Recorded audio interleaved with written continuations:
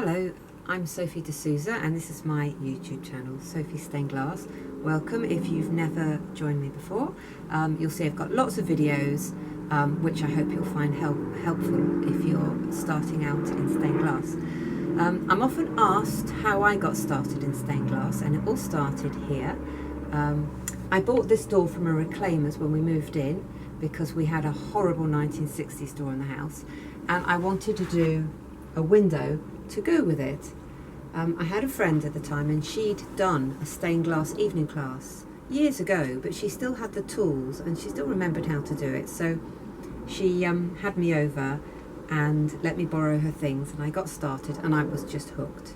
And at the time I was working as a carpenter, and I loved that because I love building things and making things. But what I really loved about stained glass was it combined colour with building. I like to make things that have a function, not just a form.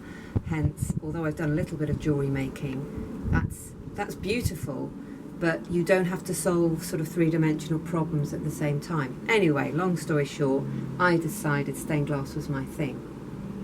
So then I did another domestic job because I was working in someone's house, building some shelves or something. And he mentioned he was going to reinstate the stained glass which had been removed from his front door. So I said, well, I can do that for you if you like.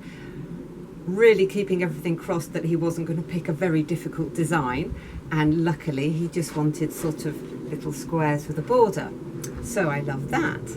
And then I got my big break after that. I just happened across a priest in an art shop and fell into conversation with him, and I explained how I did stained glass, and he said, oh, we're having stained glass put into our church. So I came along and I joined in with the meeting, and somebody from the diocese was there and said that all the quotes they'd had in were too expensive. So I actually offered to do the windows for cost price, which is the only time I've ever done that sort of thing, but was a brilliant way to get my foot in the door in stained glass. It took me about a year, and I really did work for free, and they paid for all my materials, but it really helped me set up my workshop because they paid for a lot of my tools, and of course they paid for all the glass. And the best thing it did was give me a portfolio, because I think the initial run was 13 windows. And then a couple of years later, I did a final 4 windows.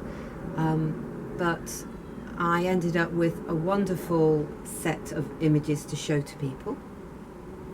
And also, the diocese were happy with my work. And they've kept me in work pretty much ever since.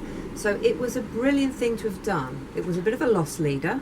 It's a bit of a risk, but it was well worth it. And I think you've got to recognise opportunities when they present themselves. And if I hadn't have done that, I don't know whether I'd ever really managed to make enough money to really live as a stained glass artist. So I still do ecclesiastical work, and I also do domestic work.